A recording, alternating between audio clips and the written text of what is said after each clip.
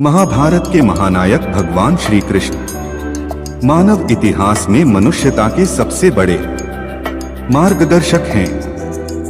उनका गीता उपदेश जीवन प्रबंधन का अनुपम ग्रंथ है और उनका व्यक्तित्व कृतित्व गीता की साकार और प्रेरक कसौटी। यदि हम प्रयास करें तो उनके जीवन से सीख लेकर पूरी कड़ी पर अपने जीवन को सफल, सार्थक और उन्हीं की भांति यशस्वी बना सकते हैं। संसार की रणभूमि में अपने जीवन की महाभारत में जय के लिए कृष्ण के जीवन सूत्र ही लक्ष्य सिद्धि के कारगर मंत्र हैं। सभी से प्रेम करने वाले भगवान श्री कृष्ण का जीवन प्रेम का पर्याय है। वे माँ, पिता, भाई बलराम, सखा अर्जुन और गोपियों सहित प्रकृति मात्र, यहाँ तक कि पशु पक्षियों से भी सदैव प्रेम करते हैं।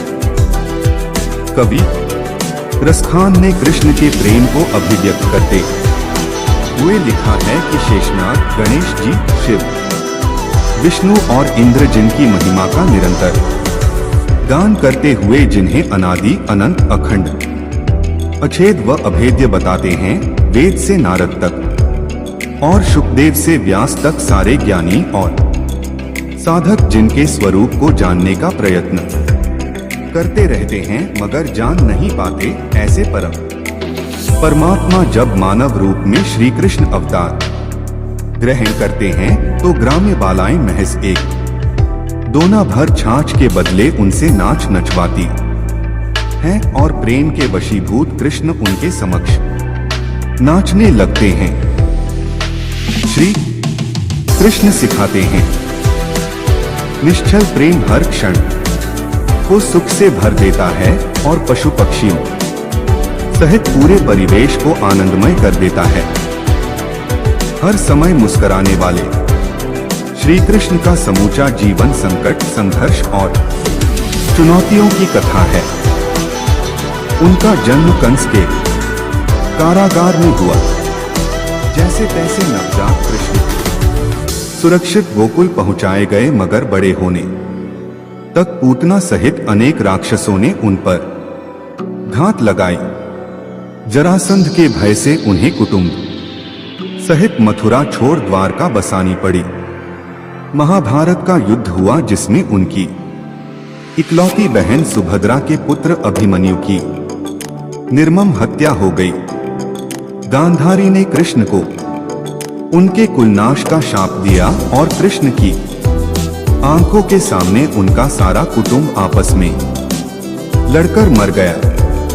मतलब आदि से अंत तक बहुत कुछ अप्रिय व कष्टदायक घटा। बावजूद इसके कृष्ण की आंखों से कभी आंसू न निकले।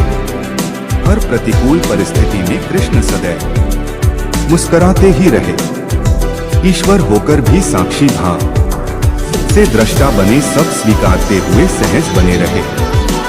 श्री कृष्ण सिखाते हैं, जीवन में कितनी भी प्रतिकूल परिस्थिति क्यों न हो, उसका मुकाबला मुस्कुराते हुए ही करना चाहिए। स्त्रियों के कृतज्ञ और रक्षक श्री कृष्ण स्त्रियों को मान देने व उनकी रक्षा करने में सदैव अग्रणी हैं। श्रीमद् भागवत पुराण के रास पंचाध्यायी में निर्मल प्रेम के लिए वे गोपियों के प्रति कृतज्ञता ज्ञापित करते हैं तो जन्मदात्री मां देवकी के साथ ही पालन करने वाली यशोदा की कृपा को पल पल सादर बखानते हैं। वे भीम को प्रेरित कर स्त्रियों को बंदी बनाए रखने वाले जरासंध का वध कराकर बंदी स्त्रियों को मुक्त कराते हैं। सखी द्रौपदी के मान की रक्षा के लिए चीर बढ़ाने का चमत्कार करते हैं तो अपने भांजे अभिमन्यु की मृत्यु के बाद उसकी विधवा उत्तरा का दुख दूर करने के लिए उसके मृत जन्मे पुत्र परीक्षित को पुनर्जीवित कर देते हैं। गुरु सांदीपनी की पत्नी की आज्ञा पर खोए हुए गुरुपुत्र को वापस लाकर गुरुदक्षिणा धन धान्य देकर किस प्रकार मैत्री कार्य चुकाया। ज्ञान के अहंकार में डूबे उद्धव को प्रेम का पाठ पढ़ाने गोपियों के पास भेजा। अर्जुन से अपने अनन्य प्रेम में कृष्ण इंद्र से भिड़ गए और खांडव वन को जलने दिया। पहले शांतिदूत बनकर कौरव सभा में गए, फिर ईश्वर होकर भी महायुद्ध में मित्र के सारथी, संरक्षक व मार्गदर्शक बने। मित्र कर्मपथ से विचलित हुआ तो गीता का उपदेश दिया और युद्ध में विजय के बाद मित्र कहीं अहंकारी न हो जाएं, इसलिए युद्ध के बाद अनुगीता सुनाई। श्री कृष्ण सिखाते हैं, संकट में मित्र की सहायता करो, भ्रम में मार्गदर्शन और आवश्यकता पर सहयोग। यह सब निस्वार्थ हो और कर्ता भाव से रहित हो तभी सच्ची मित्रता है। सफलता के लिए 5 मंत्र प्रमाणों के अनुसार कृष्ण इस धरती पर 125 वर्ष रहे।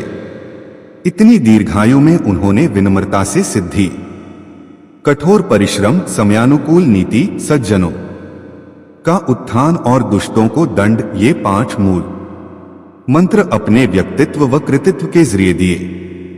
विनम्रता व सेवा भाव से गुरु सांदीपनी को प्रसन्न कर मात्र 64 दिनों में उन्होंने शिक्षा पाई और विनम्रता से ही जग को जीता। कठोर श्रम से उन्होंने द्वारका बसाई। कृष्ण सा नीतिज्ञ मनुष्यता के इतिहास में दुर्लभ है। जब जरासंध से लड़ना संभव न था तब द्वारका की राह ली और भीम का बल पाते ही उसे मरवा दिया। पांडवों की भांति दुर्योधन भी उनका संबंधी था, मगर उसके अधर्म की राह पर होने से कृष्ण ने धर्मपथिक पांडवों की सहायता कर सज्जनों के उत्थान का संदेश दिया। कृष्ण परम क्षमाशील हैं, किंतु दुष्टों को दंड देने में संकोच और विलंब नहीं करते। बचपन में अनेक राक्षसों के वध के अलावा कंस, शिशुपाल, शाल्व से लेकर उनकी प्रेरणा से किए गए दुर्योधन, दुःशासन, कर्ण व शकुनी के वध उनकी इसी कल्याणकारी दंड नीति के उदाहरण हैं।